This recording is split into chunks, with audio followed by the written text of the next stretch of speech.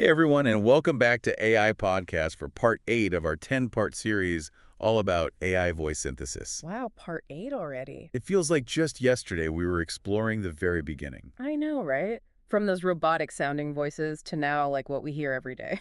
Exactly, and that's what we're going to be talking about today, those real-world applications where you hear this stuff and you don't even realize it's happening. Well, one of the most fascinating parts is how TTS has been democratized. Okay, so what exactly does that mean? So think about it. Those old systems were very clunky, expensive, and really only available to a select few, but now it's everywhere. So it's more available to the masses now. Yeah, and tons of factors have contributed to this shift. Okay, I'm curious. One of the biggest is the advancements in AI models themselves, like think of WaveNet and Talkatron. Yeah, I've heard of those. So how do they work? Imagine teaching a computer to talk by feeding it tons of speech data. Okay, so like it analyzes human speech to learn how to do it itself. Yeah, and they've gotten really good at it, creating some very natural sounding voices. And get this, it can do it in real time. Real time, that's incredible. So it's like streaming movies.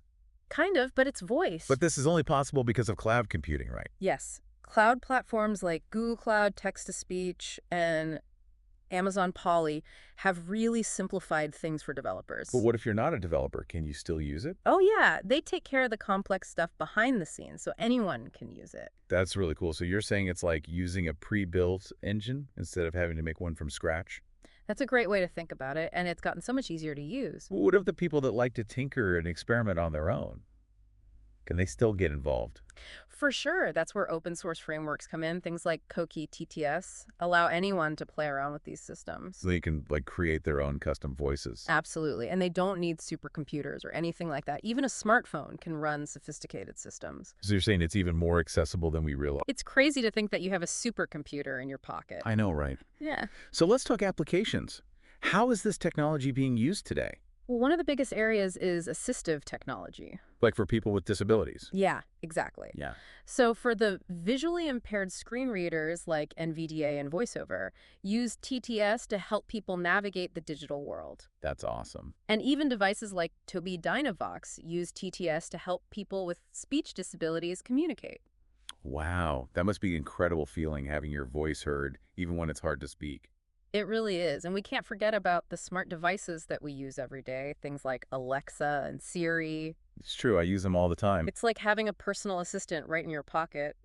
And speaking of personal assistants, TTS is also being used in smart homes. You mean like waking up to a nice, friendly voice telling me the weather? Precisely. It's like having a personal assistant built into your house. I can definitely see the appeal of that. Yeah. So how is TTS being used in other areas like education?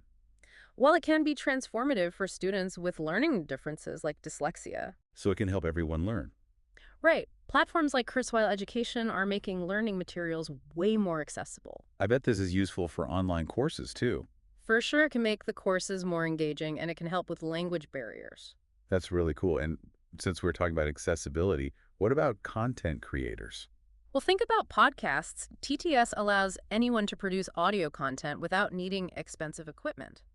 It's like giving everyone a voice. Exactly. And for things like customer service, TTS is commonly used in those interactive voice response systems. You mean those automated menus you get when you call a company? Yep, it helps streamline the customer service process. Okay, that makes sense. Ah. I can see why that is useful. It is, and it's used everywhere, even in games. Oh yeah, like in the game Portal 2, the character GLaDOS uses TTS. That's a perfect example. TTS can really bring those characters to life. It sure can. What about healthcare? TTS is being used in telemedicine to deliver personalized health information. So it's like a virtual doctor? Well, not quite, but it's definitely making healthcare more accessible. Okay, before we move on, I want to touch on personalization. Like, imagine a TTS voice that sounds just like you. It's definitely becoming a reality, and it's being used to help people with conditions like ALS preserve their voice. That is amazing. It's like giving someone a piece of themselves back. And businesses are using TTS to create unique brand voices. That's a cool idea, like having a specific voice for your company. It's like a sonic logo, and it's not just about voices. TTS can also be used to bridge language gaps. So it can help people understand each other. Yeah, things like multilingual TTS are being used to communicate important information. That's like a universal translator. Well, not quite yet, but it's definitely getting there. This has been really interesting learning about all the real-world applications of I TTS. know, right? And we are just scratching the It surface. really is amazing how much this technology is being used out in the world. It is, but just like anything, there are some challenges that we have to overcome. Okay, I'm listening. What are some of the biggest obstacles? Well, one of the key ones is expanding language diversity. Okay, so what do you mean by that? So right now, the major languages like English, Spanish, those are all well supported. Right. But there's a ton of minority languages and even regional accents that are underrepresented in the systems. I could see how that would be an issue, especially because these systems need a lot of data to learn. Yeah, you need tons of data to build these systems, and some languages just don't have as much available. So what can be done about that? There are some projects out there like Mozilla's Common Voice. They're trying to fix that. Oh, yeah, I've heard of that. They're crowdsourcing voice data from all over the world. So they're getting people to contribute. Exactly. It's a huge task, but really important to make TTS accessible to everyone. It's like trying to capture all the different ways people speak. That's a great way to put it.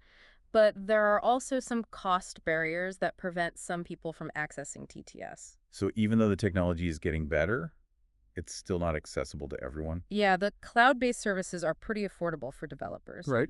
But the cost of devices and even internet connectivity can be a barrier for a lot of individuals. Especially in low-income areas. Exactly. Not everyone has a smartphone or a reliable connection. So the digital divide is still a problem. It is, but that's why things like edge computing are so exciting. Yeah, didn't we talk about that earlier in the series? We did, and by moving processing power from the cloud to the device itself, it can really help with those issues. Because you don't need a super fast internet connection. Right. And there are still some technical challenges. Like what?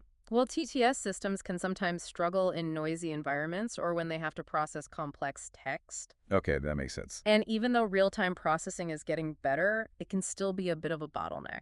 So it's like a balancing act between making the technology work well and making it accessible.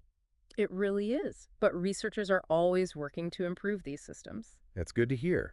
But as this technology gets more and more advanced, are there any concerns about misuse? It's a great question, and one that we need to think about a lot more as TTS evolves. So what can we do? The biggest thing is transparency. We need to be upfront about when we're using TTS and make it very clear that it's not a real person. So like having a disclaimer? Yeah, something like that. We don't want to trick people into thinking they're talking to a human when they're not. That makes sense. Yeah. So are there any laws to help guide this? It's tough because things are moving so quickly, but there are definitely some conversations happening. So lawmakers are trying to figure it all out. They are. It's a hard balance between, encouraging new technology and also protecting people. It sounds like so what can we do as individuals to stay safe? Just be aware, pay attention to who you're talking to. And if it sounds too good to be true, it probably is. Yeah, definitely. But the more we talk about these issues, the more we can all work together to make sure this technology is used for good. Absolutely. But before we wrap up, I want to hear what are some of the coolest applications out there right now? Well, one that I'm really excited about is personalized learning. What's that? Imagine every student having their own virtual tutor that can tailor the learning experience to them. That would be amazing. It would, and TTS is making it possible. It's like having a one-on-one teacher. Exactly, and it's not just for education. TTS is being used in healthcare to create personalized health interventions, too. Okay, so what does that look like? Think of apps that remind you to take your medicine or give you motivational messages, but they're all tailored to you. Wow. So it's like having a personal coach in your pocket. It is, and that's just the beginning. There's so much more. It sounds like the possibilities are endless. They really are. This has been a fascinating discussion about the challenges and also the future of TTS. We're has talking about the future of TTS. I'm really excited for this one. Me too. No. So what's next for this technology? What can we expect to see? Well, one area that's really heating up is personalized and emotionally expressive voices. Okay, hold on. You're going to have to explain that one. So imagine a virtual assistant that can convey a full range of emotions. Okay, so like it would actually sound like it's happy or sad. Exactly. It could express empathy, excitement, even humor. So it's like the AI is becoming more human. It really is. Researchers are making huge strides in this area using really complex AI models to analyze and replicate the way we express emotion with our voices. It's crazy to think that a computer could understand human emotion. I know, right? And this tech has so many potential applications. Okay, like what? Give me an example. Well, think about watching a movie where the characters' voices are generated in real time and their tone changes based on what's happening. That would be so cool. It would. Or imagine virtual therapists that can actually respond with empathy and understanding. That's a great idea. It would make therapy so much more accessible. It would. But as we create these super advanced AI voices, we need to be careful. You mean like ethical concerns? Exactly. We need to make sure that these voices are used responsibly and not to spread misinformation or manipulate people. That's really important. Transparency and accountability are going to be key as we move forward. It's like we are writing a new chapter in human communication. That's a great way to put it, and we need to make sure this chapter is a good one. Couldn't have said it better myself.